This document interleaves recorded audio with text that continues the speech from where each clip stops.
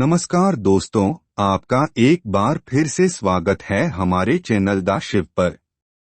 दोस्तों, कई वर्षों बाद एक दिव्य और दुर्लभ संयोग 12 सितंबर 2023 श्री कृष्ण भगवान की छठी के दिन बनने जा रहा है। और दोस्तों, यदि आप भी आपके घर की सुख शांति, संतान की कमी और धन की कमी या कर्ज से परेशान हैं या आपका भाग्य आपका साथ नहीं दे रहा है, तो दोस्तों 12 सितंबर 2023 कृष्ण भगवान की छठी पर ये 5 सटीक और असरदार कार्य अब जरूर करें और आप देखेंगे कि कुछ ही दिनों में आपकी सभी समस्याओं का हल संपूर्ण रूप से हो जाएगा। दोस्तों, कई 1000 वर्षों बाद 12 सितंबर 2023 को बहुत ही दुर्लभ और दिव्य संयोग बनने जा रहा है, क्योंकि इस दिन कृष्ण छठी के पावन दिन के साथ साथ राजयोग, अमृत सिद्धि योग और साथ ही धनलक्ष्मी जैसे कई योग बन रहे हैं और इस दिन भगवान श्री कृष्ण सबसे अधिक प्रसन्न होने वाले हैं। इसीलिए दोस्तों, अगर आप भी भगवान कृष्ण से इस दिन जो भी सच्चे दिल से मांगेंगे वो मनोकामना आपकी जरूर पूरी होगी और इस दिन ये 5 कार्य करने से आपकी किस्मत चमक उठेगी। आखिर कौन से हैं वह कार्य जो आपको सभी कष्टों से मुक्त कर देंगे? आज की इस वीडियो में हम आपको विस्तार से बताएंगे, इसलिए दोस्तों वीडियो को आखिर तक जरूर देखें। और दोस्तों, अगर आप भी अपने जीवन में भगवान श्री कृष्ण की कृपा पाना चाहते हैं तो इस वीडियो को लाइक करें कि कमेंट में जय श्री कृष्ण राधे राधे लिखना न भूलें। दोस्तों, श्री कृष्ण छठी के बाद भगवान श्री कृष्ण की छठी मनाने की भी परंपरा है। भगवान श्री कृष्ण के छठी वाले दिन लोग अपने आराध्य का अपनी इच्छा के अनुसार ही नाम भी रखते हैं। यदि कृष्ण छठी के दिन आपने बाल गोपाल जी लाए हुए हैं, उनका नामकरण भी छठी वाले दिन ही किया जाता है, तो कुछ लोग भगवान श्री कृष्ण को माधव, बाल गोपाल, ठाकुर जी आदि नामों से पुकारते हैं। यदि आपने भी बाल गोपाल रखे हुए हैं, नामकरण किया हुआ है, तो बहुत अच्छी बात है, या फिर आपने बाल गोपाल कृष्ण छठी के दिन बिठाए हुए हैं तो छठी वाले दिन इनका नामकरण आप अवश्य कीजिए। कृष्ण छठी के 6 दिन बाद भगवान श्री कृष्ण की छठी मनाई जाती है। अब आप देख लें कि आपने कृष्ण छठी किस दिन मनाई है। उस दिन से लेकर जो भी छठा दिन पड़ता है उस हिसाब से आप छठी मनाई। कृष्ण छठी का जो पर्व है वो भगवान श्री कृष्ण के जन्म उत्सव के रूप में मनाया जाता है, जिनके 6 दिन बाद भगवान श्री कृष्ण की छठी मनाने का भी रिवाज है। इस दिन लोग कृष्ण छुट्टी की तरह ही भगवान श्री कृष्ण की पूजा करते हैं। लोग इस दिन अपने घर में बच्चों की छठी की तरह ही घर में खड़ी चावल बनाते हैं। इस दिन भगवान श्री कृष्ण को पीले रंग के वस्त्र और माखन मिश्री का भोग भी लगाया जाता है। वैसे तो छठी दोपहर के टाइम ही मनाई जाती है।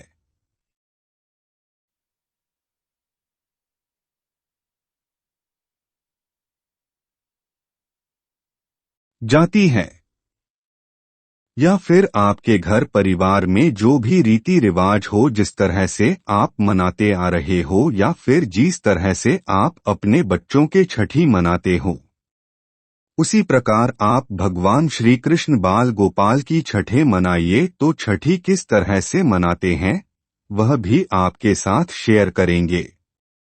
तो सुबह सूर्योदय के बाद आपको सबसे पहले स्नानादि से निवृत्त होकर बाल गोपाल को, ठाकुर जी को आपको पंचामृत से स्नान कराना है।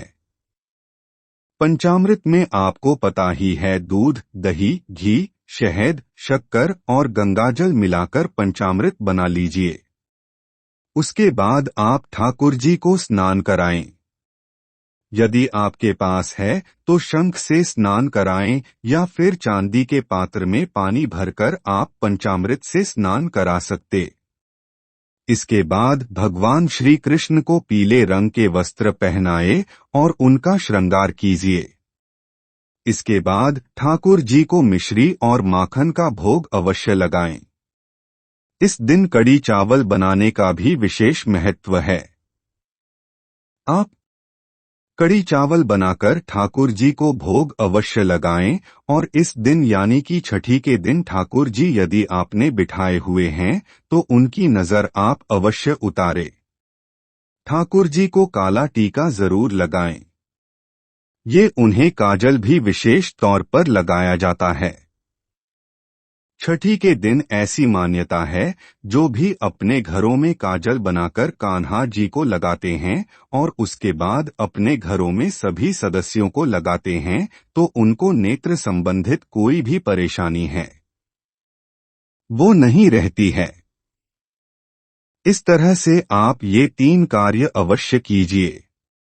भगवान श्री कृष्ण को कई नामों से भी पुकारा जाता है।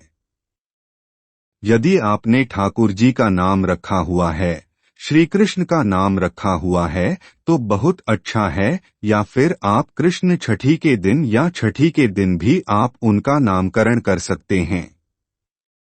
आपको जो भी नाम पसंद हो वह नाम रख सकते हैं। चाहे तो आप उन्हें माधव बाल गोपाल ठाकुर जी भी कह सकते हैं या श्याम भी कह सकते हैं। छठी के मौके पर भगवान श्री कृष्ण को चाबी सौंपी जाती है। इस दिन आप भगवान श्री कृष्ण को घर की चाबी सौंप सकते हैं। उसके बाद भगवान से अपने घर में सदैव स्नेह और कृपा के लिए प्रार्थना भी करें। उनसे अपने घर के पालन पोषण के लिए भी प्रार्थना करें। ऐसा करके इस तरह से आप छठी उत्सव मना सकते।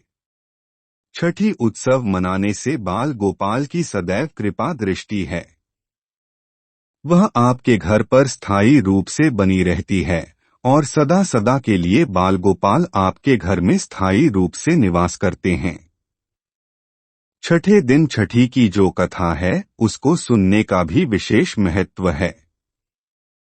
वही दोस्तों, आज हम आपको 5 ऐसी वस्तुओं के बारे में बताने जा रहे हैं जो भगवान गोपाल को अति प्रिय है। अगर आप भी भगवान कृष्ण की असीम कृपा प्राप्त करना चाहते हैं तथा माता लक्ष्मी की कृपा प्राप्त करना चाहते हैं और अपनी मनोकामना को पूर्ण करना चाहते हैं तो कृष्ण छठी के दिन इन वस्तुओं को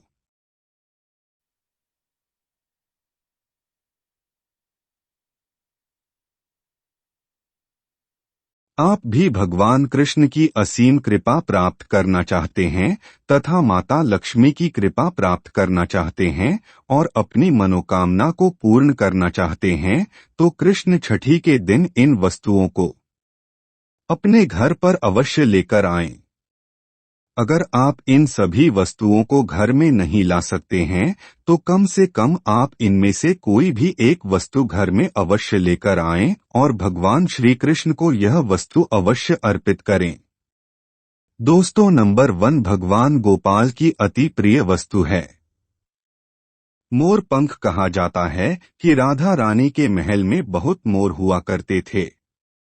जब वह भगवान श्री कृष्ण की बांसुरी की धुन पर नृत्य करते थे तो उनके साथ में मोर भी नाचा करते थे।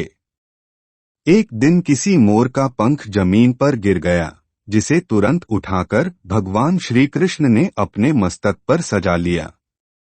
भगवान कृष्ण के मस्तक पर सजा मोर पंख राधा रानी के प्रेम की निशानी मानी जाती है। इसलिए भगवान गोपाल के जन्म उत्सव की पूजा में मोर पंखों से उनकी हवा किए जाने का चलन है।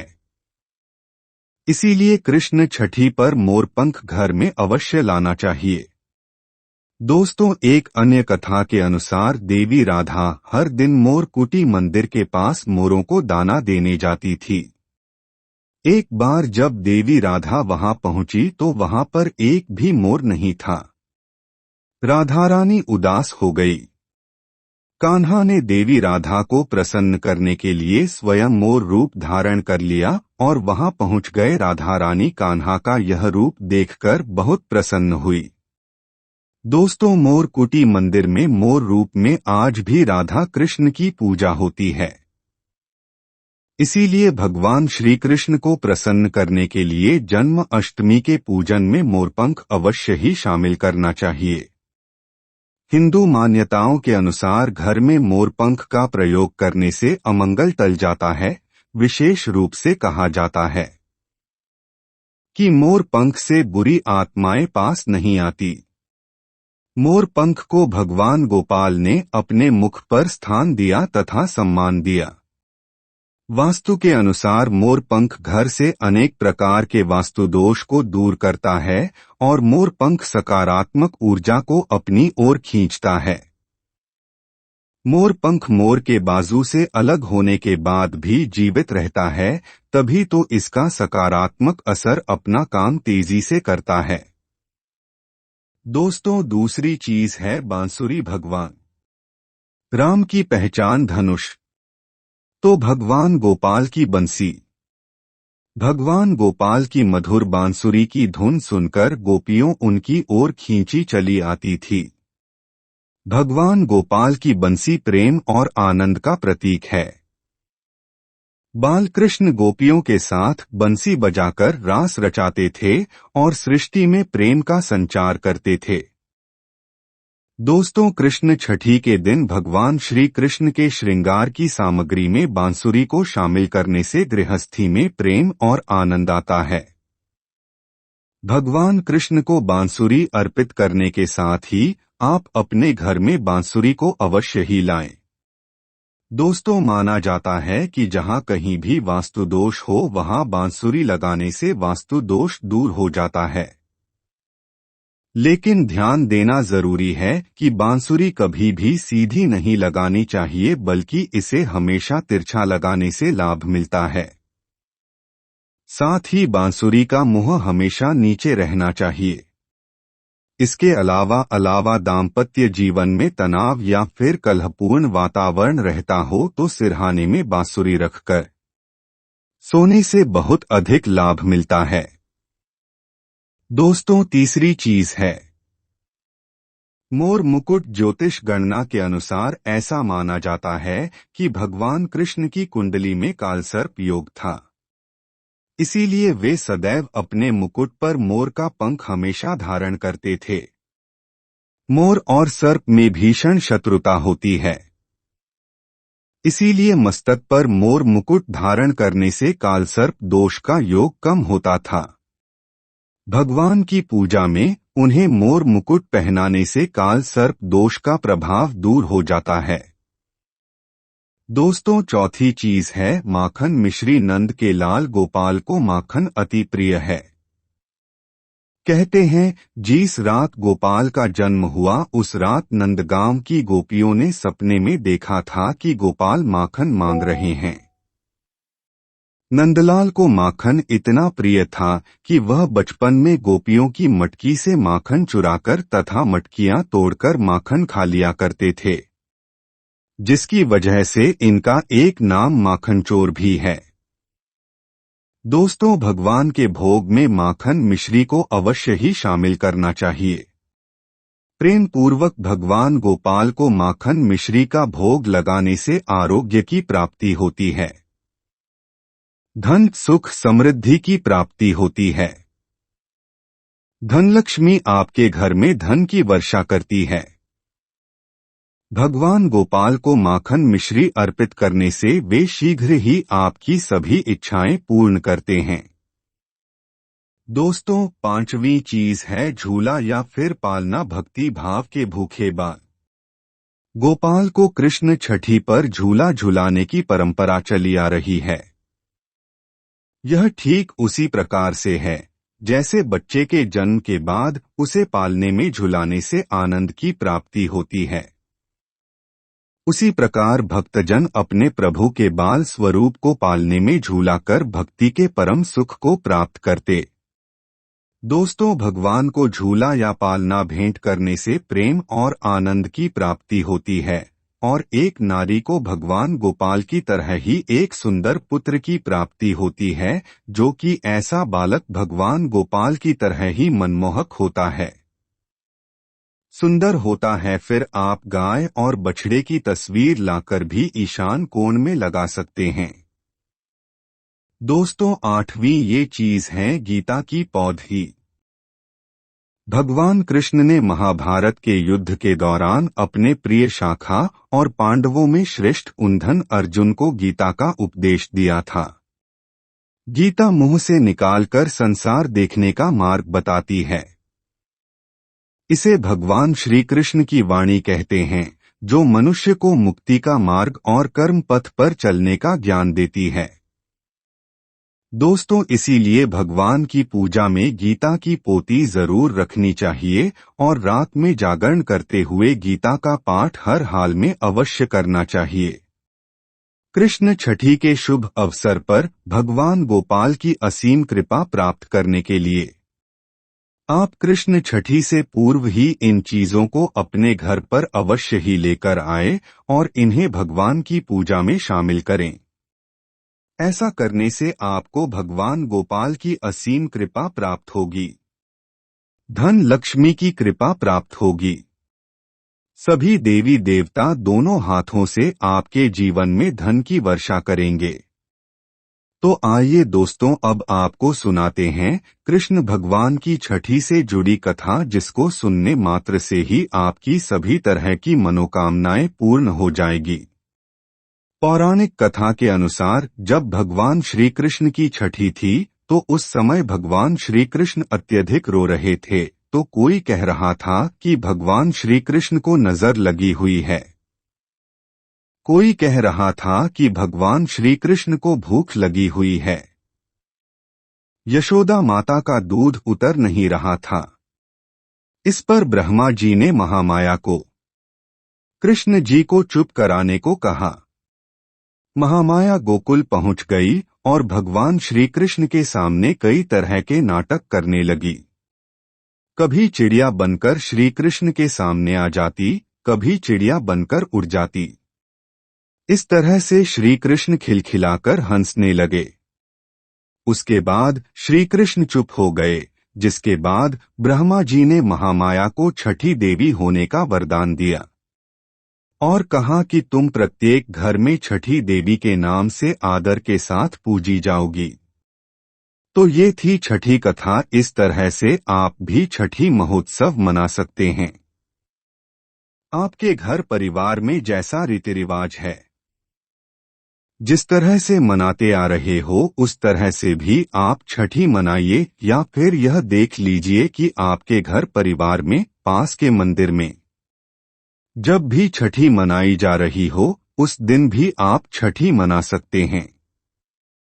यदि आपने बाल गोपाल भी नहीं रखे हुए हैं, जो भी श्री कृष्ण भगवान की प्रतिमा है, फोटो के उसके सामने जिस तरह से आप कृष्ण छठी पर पूजन करते हैं, उसी विधि विधान के साथ आप पूजा अर्चना कीजिए और हलवा, पूरी, खीर जो भी आपने भोग में बनाकर रखा हुआ है, उसी तरह से बाल गोपाल को भोग लगाए और कान्हा जी की शाम के समय जिस तरह से छठी मनाई जाती है, काजल लगाकर, नजर वगैरह है उतारकर, नजरिया वगैरह बांधकर, उस तरह से मनाए। तो दोस्तों, इस प्रकार कृष्ण छठी की व्रत कथा पूरी हुई।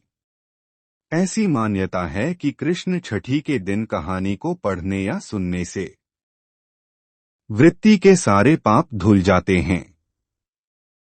जीवन के हर समस्याओं का समाधान मिलता है। साथ ही भगवान का आशीर्वाद सदैव बना रहता है। इसी के साथ दोस्तों, छठी पूजा के दिन अगर कुछ खास उपाय किए जाएं, तो आपका जीवन सफल हो जाता है। इसलिए आपको ये उपाय जरूर करने चाहिए। दोस्तों, कृष्ण जी की छठी के दिन भगवान श्री कृष्ण को चांदी की बांसुरी अर्पित करें। पूजा के बाद इस बांसुरी को तिजोरी या पर्स में रखें। मान्यता है कि ऐसा करने से धन लाभ होता है। इसके अलावा छठी के दिन राधा माधव को 56 भोग लगाएं। कहते हैं कि ऐसा करने से श्री कृष्ण प्रसन्न होते हैं और मनोकामनाएं पूरी होती है। रात 12 बजे दूध में केसर मिलाकर श्री कृष्ण का अभिषेक करना चाहिए। मान्यता है कि ऐसा करने से सुख, समृद्धि और आर्थिक स्थिति में सुधार होता है। दोस्तों, इस दिन राधा कृष्ण मंदिर में जाकर श्री कृष्ण जी को अपने हाथों से बनी पीले फूलों की माला अर्पित करें। साथ ही अभिषेक के समय शारदा तिलक में दिए उनके इस अष्टदशाक्षर मंत्र का जाप करें। क्लीं कृष्णाय गोविंदाय गोपीजन वल्लभाय स्वाहा। इस दिन भगवान श्री कृष्ण के इस मंत्र का जाप करने से आपकी आर्थिक संकट जल्द ही दूर होने लगेंगे और धन लाभ के योग भी बनेंगे। और अगर आप चाहते हैं कि आपके जीवन में यश हो और धन की कभी कमी ना हो, तो इसके लिए इस दिन श्री कृष्ण मंदिर में जाकर पीले रंग के कपड़े, पीला फल, अनाज और पीले रंग की मिठाई दान करें। साथ ही रात को कृष्ण जन्म के समय उनके इस मंत्र का जाप करें। क्लीं कृष्णा स्वाहा। इस दिन ऐसा करने से आपके जीवन में कभी यश की कमी नहीं होगी और आपकी तिजोरियां हमेशा भरी रहेंगी।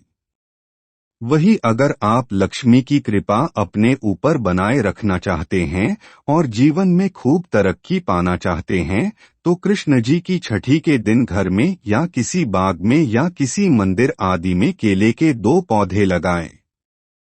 साथ ही अपने काम बनाने के लिए रात के समय श्री कृष्ण के इस मंत्र का जाप करें। श्री ग्रीन क्लीन कृष्णा स्वाहा। ऐसा करने से आपके ऊपर मां लक्ष्मी की कृपा बनी रहेगी और जीवन में आपकी तरक्की होगी। दोस्तों, अगर आपकी कोई ऐसी इच्छा है जो बहुत दिनों से आपके मन में है और उसे आप जल्द से जल्द पूरा करना चाहते हैं, तो कृष्ण जी की छठी के दिन शंख में जल भरकर बाल गोपाल का अभिषेक करें। साथ ही रात के समय श्री कृष्ण के इस विशेष मंत्र का जाप करें। श्री कृष्णाय गोविंदाय स्वाहा। ऐसा करने से आपके परिवार में सुख, शांति और प्यार बना रहेगा। तो दोस्तों, अगर आप वाकई में भगवान कृष्ण को प्यार करते हैं तो सच्चे दिल से कमेंट बॉक्स में लिखें जय श्री कृष्ण। राधे राधे। और आप सभी को कृष्ण छठी की हार्दिक शुभकामनाएं।